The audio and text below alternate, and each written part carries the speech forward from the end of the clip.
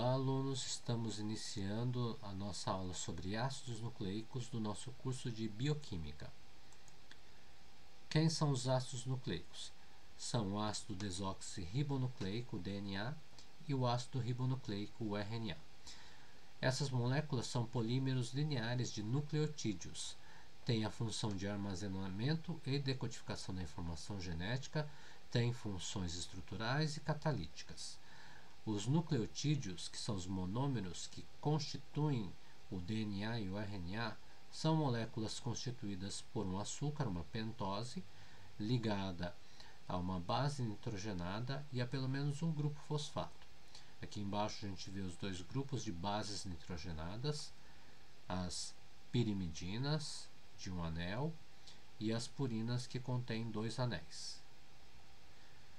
Os nucleotídeos, então, contêm na sua estrutura as bases pirimidínicas, as pirimídicas, e as bases púricas. As bases pirimídicas são citosina, timina e uracila, e as bases púricas, adenina e guanina. Citosina, adenina e guanina estão presentes tanto no DNA quanto no RNA. Já a timina está presente somente no DNA, e no RNA, no lugar da timina, nós temos a uracila. Os nucleotídeos também são compostos pelo açúcar, pela pentose. No caso do RNA é a ribose, e no caso do DNA a desoxirribose, que nada mais é do que a estrutura da ribose que perdeu essa hidroxila, dando só um próton nessa posição do carbono 2 da pentose.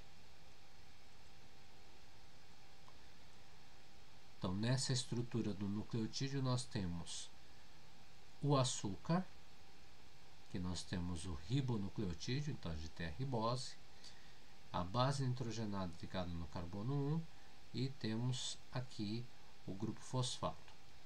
Nessa representação do desoxirribonucleotídeo, nós temos aqui a pentose com a desoxirribose. A base está ligada no carbono 1, base púrica ou pirimídica, e depois o grupo fosfato aqui representado ligado na hidroxila do carbono 3, mas poderia também estar aqui ligada na hidroxila do carbono 5. Bom, vamos falar um pouco dos nucleotídeos, os desoxirribonucleotídeos e depois dos ribonucleotídeos.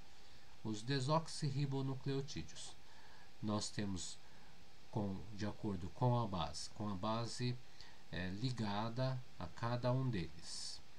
Se for a adenina, desoxiadenilato. Se for a guanina, desoxiguanilato. Se for a timina, desoxitimidilato. E se for a citosina, desoxicitidilato. Então, de acordo com a base ligada ao desoxirribonucleotídeo, cada desoxirribonucleotídeo receberá o nome específico.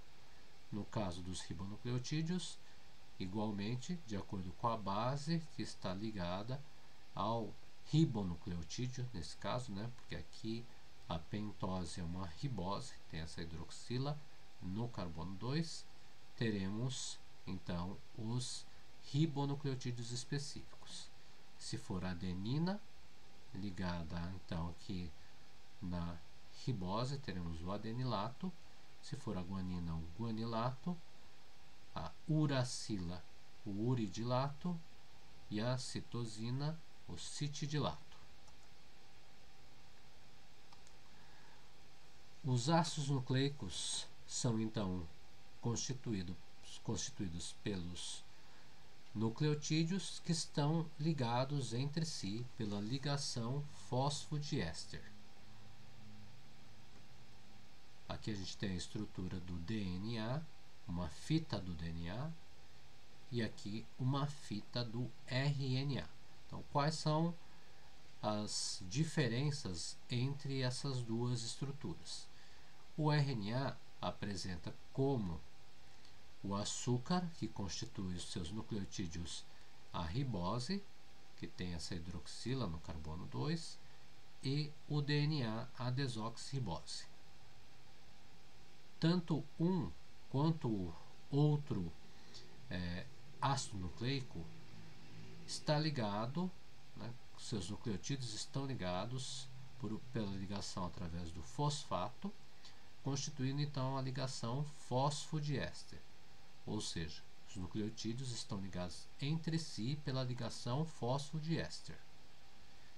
E tanto o DNA quanto o RNA, eles têm aqui uma extremidade 5' cujo fosfato está livre, né?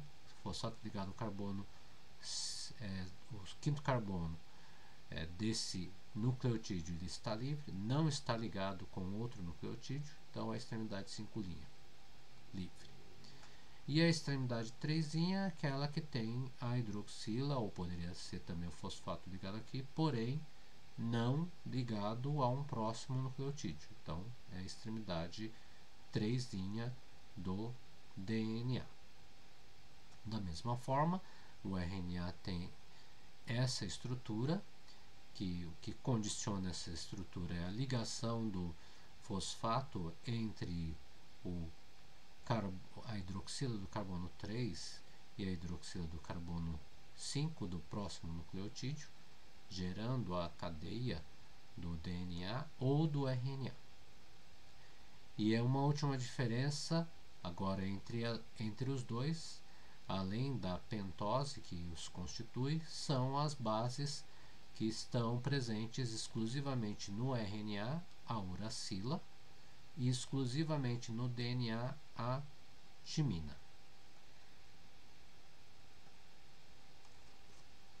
A dupla de cientistas Watson e Crick, em 1953, deduziu então, a partir da difração de raio-x e de outros dados disponíveis, a estrutura do DNA. Fizeram a proposta do modelo da estrutura do DNA.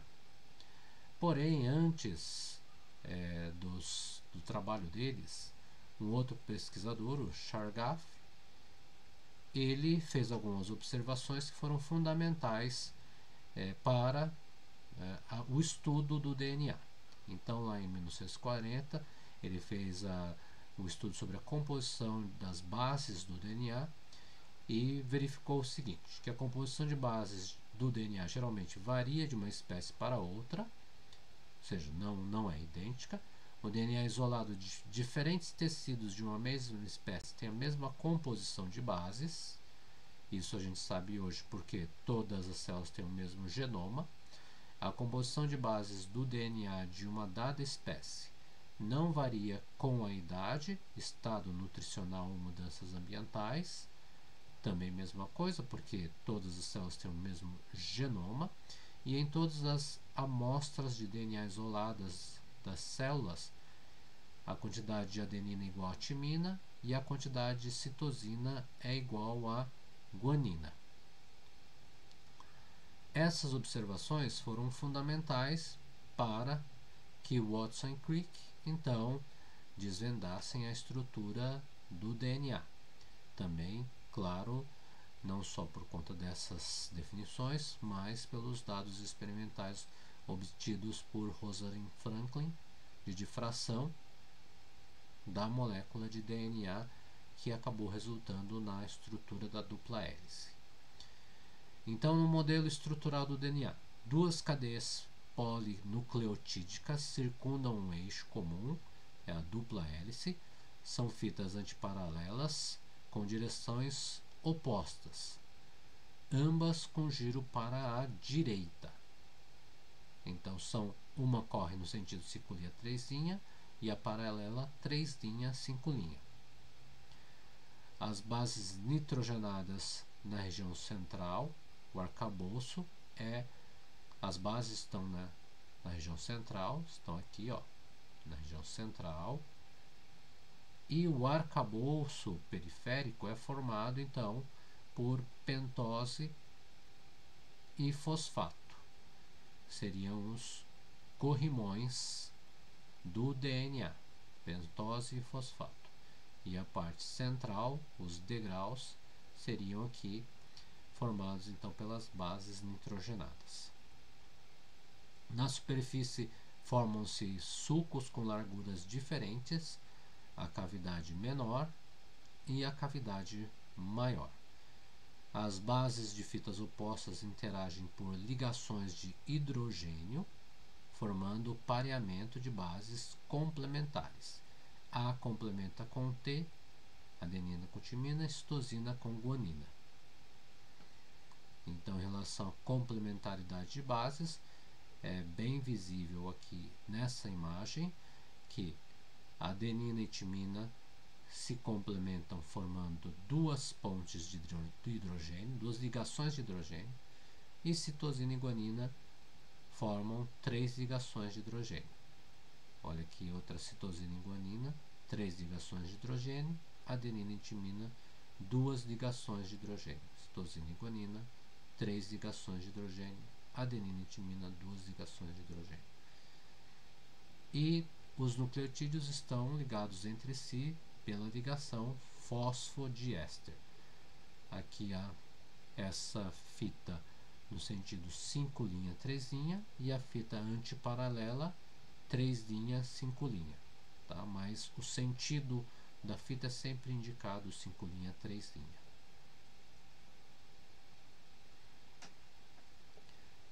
Novamente a dupla fita de DNA com a complementaridade de bases, adenina com timina e citosina com guanina. Mostrando aqui também o sulco, né? Sulco maior e aqui o sulco menor, formado então por esse dobramento da estrutura do DNA. Então o DNA dupla fita tem uma fita 5', 3', e a antiparalela é 3', 5', e temos a complementaridade de bases entre adenina e timina, citosina e guanina dos seus nucleotídeos.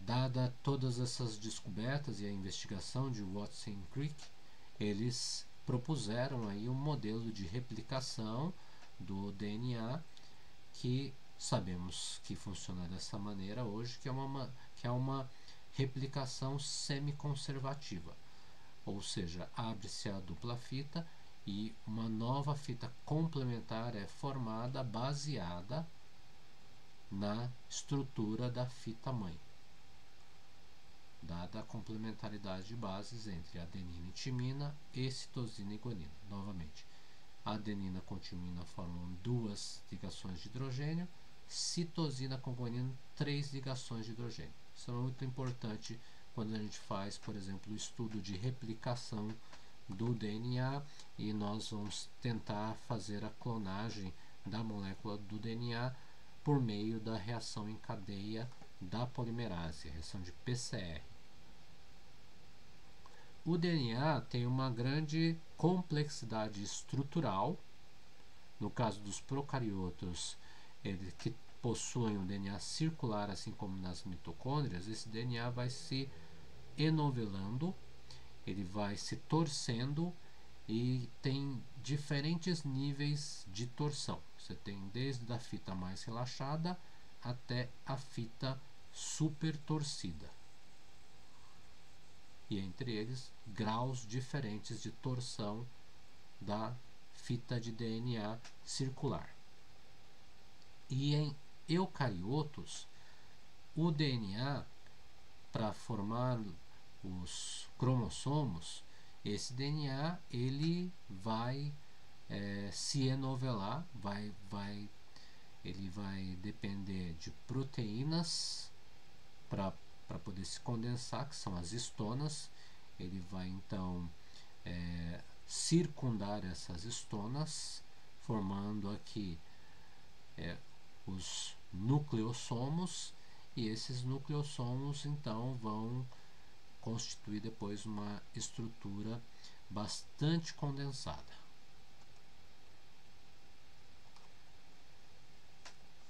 E dadas essas características, o DNA, quando ele vai sofrer uma desnaturação, quando nós aquecemos, por exemplo, ou variamos o pH, o DNA pode se desnaturar e pode ter a abertura dessa dupla fita.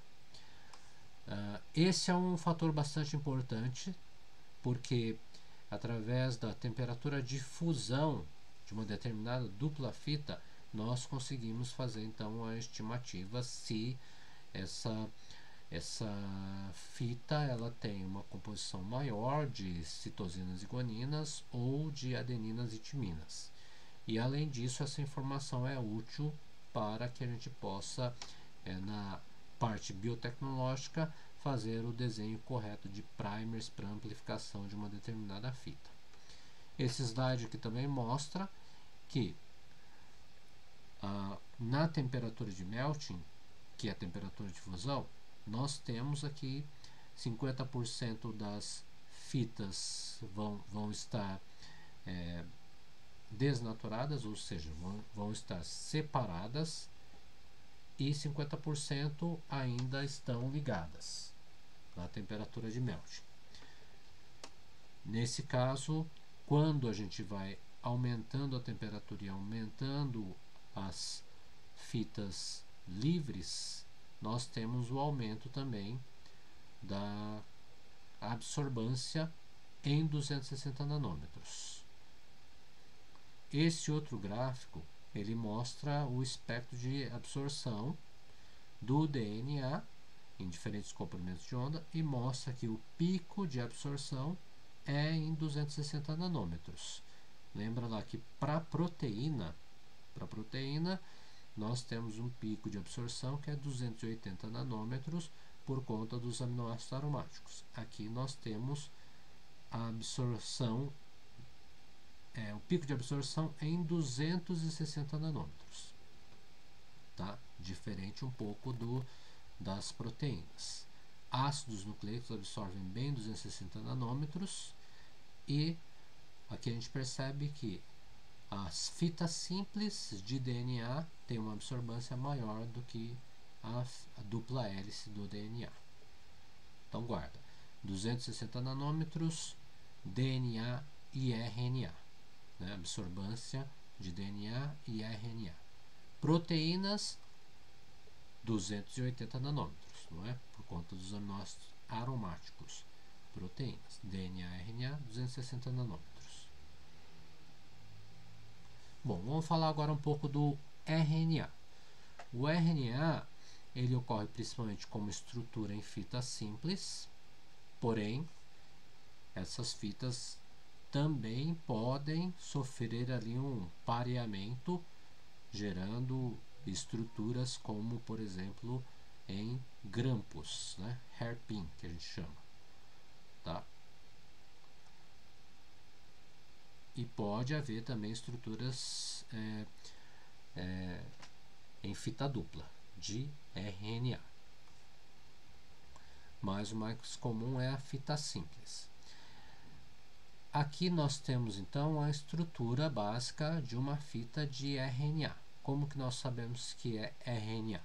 Lembrando, a pentose é o ácido ribonucleico, então você tem a hidroxila no carbono 2, e aqui a gente vê a presença da uracila na estrutura do nucleotídeo. Portanto, é um ácido nucleico do tipo RNA. Existem diferentes tipos de RNAs. Temos o RNA mensageiro, mRNA, né, que é um molde para síntese de proteínas, para tradução das proteínas. Cada gene conduz à formação de um RNA mensageiro nos eucariotes. O RNA transportador é o RNA que transporta os aminoácidos até os ribossomos para a formação da ligação peptídica. O RNA transportador é o que vai transportar os aminoácidos até os sítios específicos dos ribossomos e lá vai ocorrer a síntese, né? O RNA ribossomal, ribossômico, ele é o principal componente dos ribossomos, tem um papel estrutural e também tem uma função catalítica nesses ribossomos, que são a organela responsável pela tradução do RNA mensageiro a proteínas. Então aqui a gente tem o RNA transportador. Olha, é bem visível uma estrutura tridimensional desse RNA. Então não só proteínas, mas as outras macromoléculas também têm estruturas tridimensionais, assim como o RNA transportador. Esse RNA ele tem várias ligações complementares entre os seus nucleotídeos, né, regiões complementares, formando os grampos, vários braços, e aqui nessa porção nós temos o anticódon. O que é o anticódon? O anticódon reconhece o códon. É uma sequência de 3 nucleotídeos que reconhece as bases dos códons. O que são os códons? São sequências de bases que codificam determinados aminoácidos. É o código genético que a gente vai falar daqui a pouco.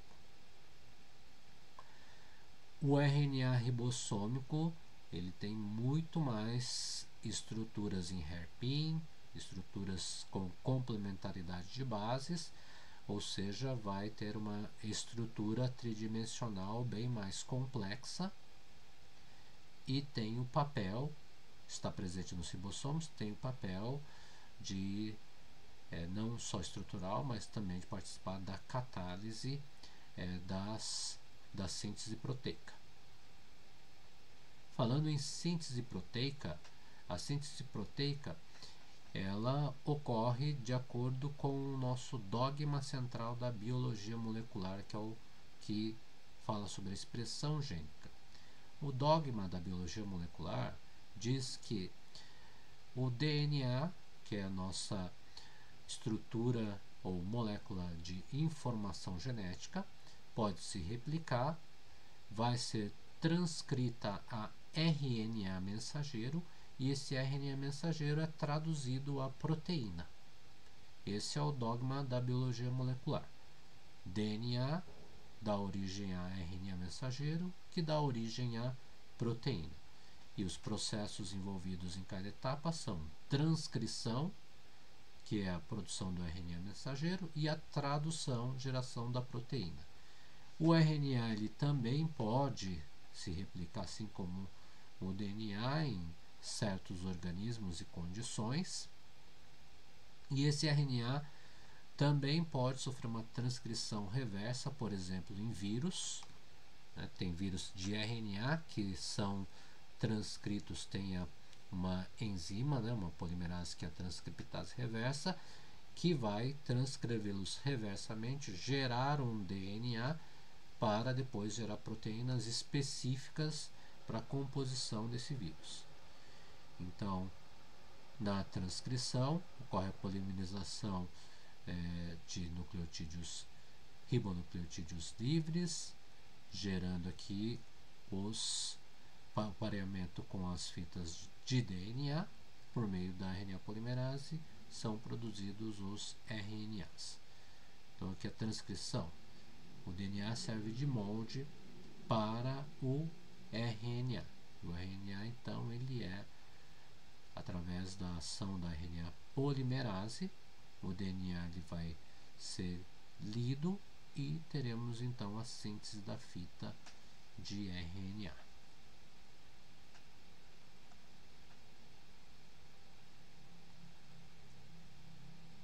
Então, o processo de transcrição é aquele processo em que o RNA ele é produzido a partir da fita molde do DNA. Já na síntese proteica, que é o processo de tradução, na tradução nós temos como organela, responsável por essa síntese metabólica, ou essa síntese, o ribossomo. E o ribossomo possui 2 sítios de ligação a RNA transportadores. Entra então o RNA transportador trazendo o aminoácido em um sítio.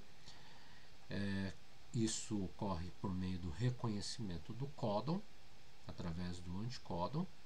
Então aqui ela tríade, né, ou trinca de bases são reconhecidas. E aí entra o segundo RNA transportador com o próximo aminoácido. Vai ocorrer então a catálise, que liga um aminoácido ao outro, e a cadeia polipeptídica vai então crescendo. Quando você tem deslocamento do ribossomo, trocam-se as posições e aí você tem um novo RNA transportador entrando nesse segundo sítio, e aí vai ocorrer novamente a síntese da ligação peptídica com o próximo aminoácido, e assim por diante, conforme a fita do RNA mensageiro vai sendo lida. A leitura dessa fita é no sentido 5', 3', tá? Então é no sentido para o 3', né? Essa aqui é a direção do movimento ribossômico, mas o sentido é sentido 3'. Olha aqui o RNA transportador, e aqui você tem a complementaridade de bases do códon com o anticódon. Por meio desse reconhecimento, de acordo com esse códon aqui, esse RNA transportador vai transportar um determinado aminoácido. Então, o reconhecimento ocorre por meio do código genético. O que é o código genético? O código genético, ele é o código que codifica as bases que vão condicionar a entrada de um determinado aminoácido na cadeia polipeptídica de uma proteína. Como que é o código genético? É formado por uma trinca de bases, né?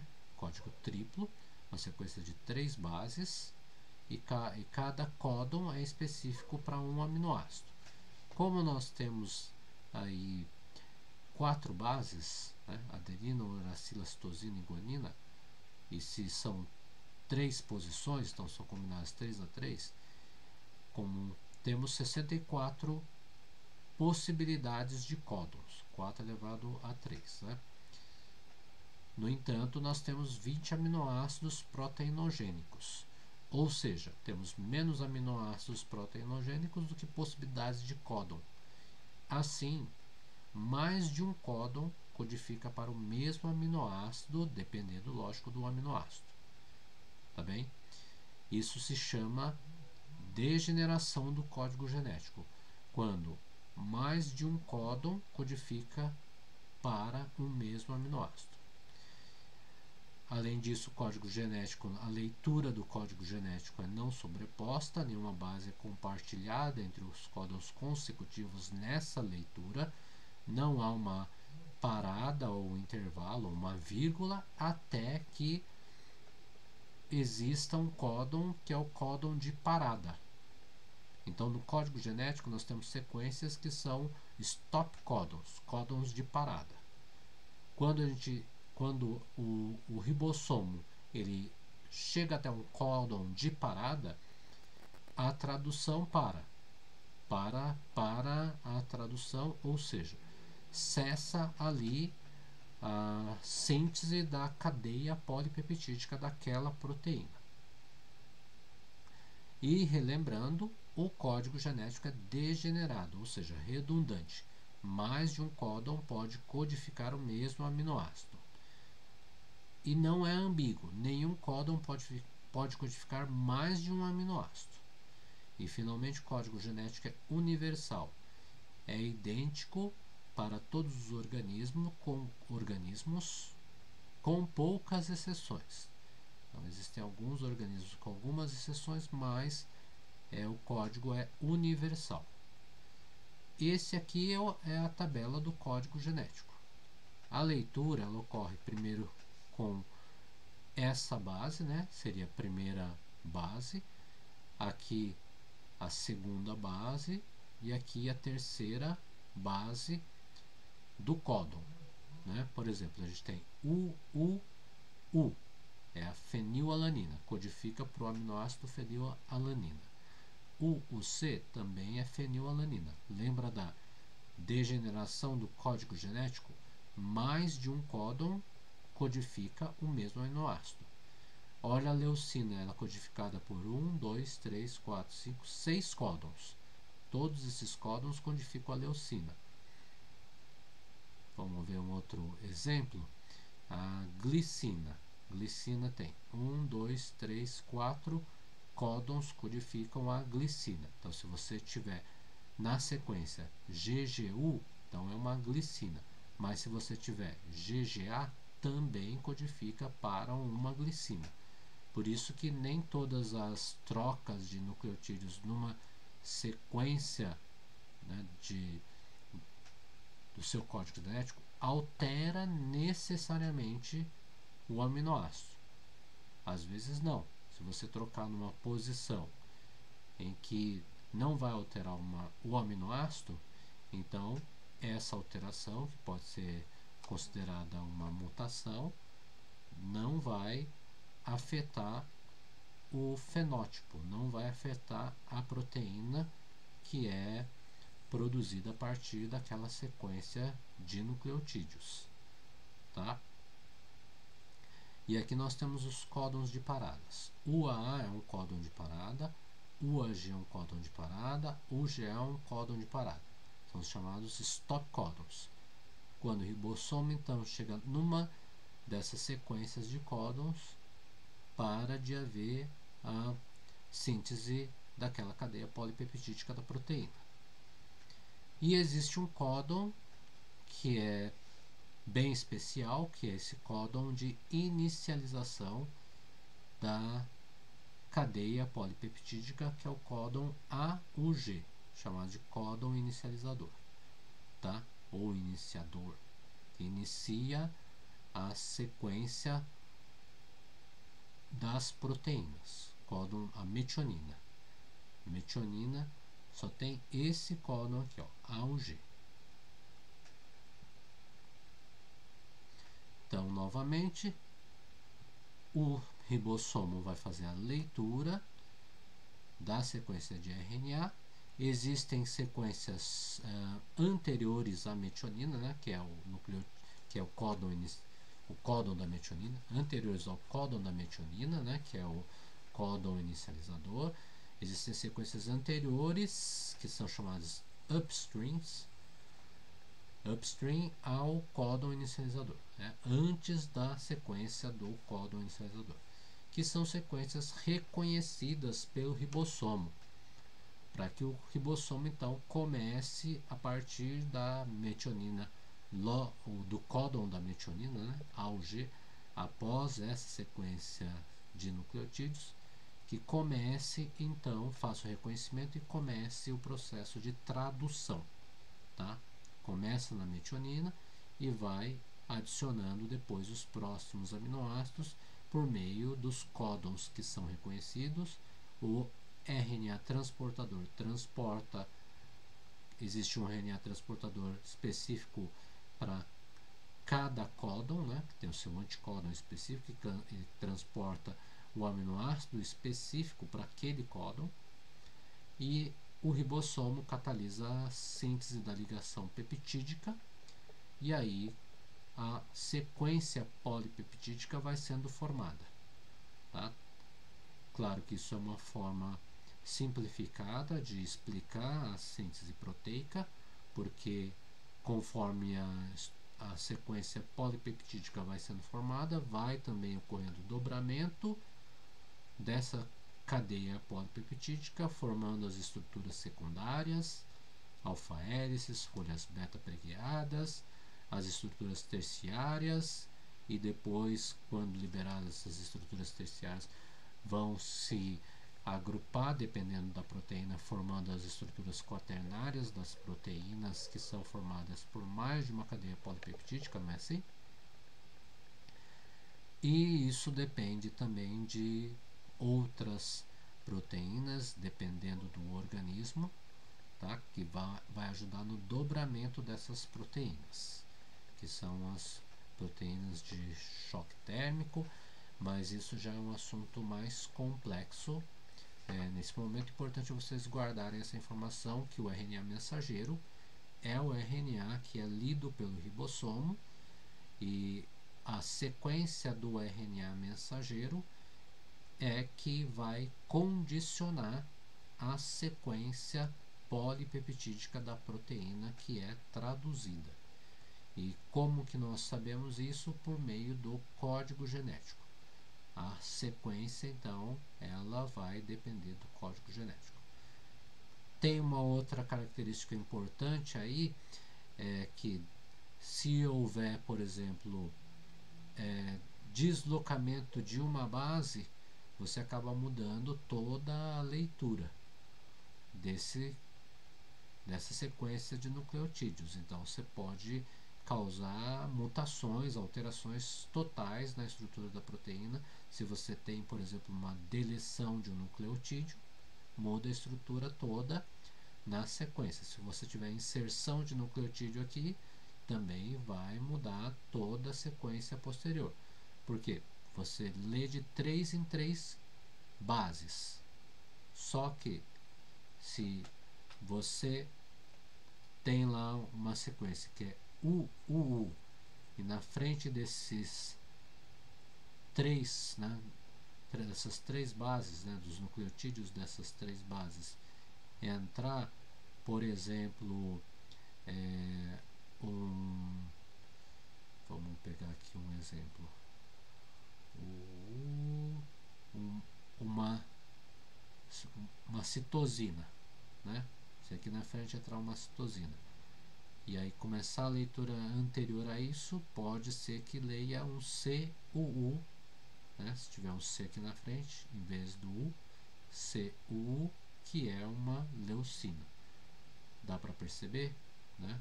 Então aqui é UU. Se colocar um C aqui na frente e começar então a leitura do códon no C, em vez desse primeiro U, vai ficar CU.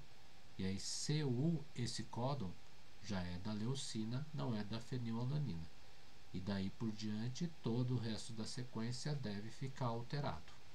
Tá? Então, olha a importância da posição do ribossomo na leitura do RNA mensageiro para poder decodificar os códons que vão codificar cada aminoácido. Então, cada aminoácido é codificado por um códon, mas existem aminoácidos que são codificados por mais de um códon. Isso se chama degeneração do código genético, tá bem? Então, aqui temos um exemplo do dogma da biologia molecular, né? Dogma central. Então, aqui a gente tem a sequência da dupla fita de DNA, o RNA mensageiro, que é formado a partir da dupla fita, né? Leitura aqui da fita complementar e geração da fita do RNA mensageiro. Essa fita do RNA mensageiro está então codificando AGA, GGU e GCU. E aí teremos os aminoácidos correspondentes: arginina, glicina e alanina.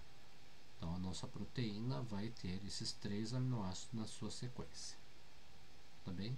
Assim que funciona o código genético. Bom, queria agradecer a todos e desejar bons estudos.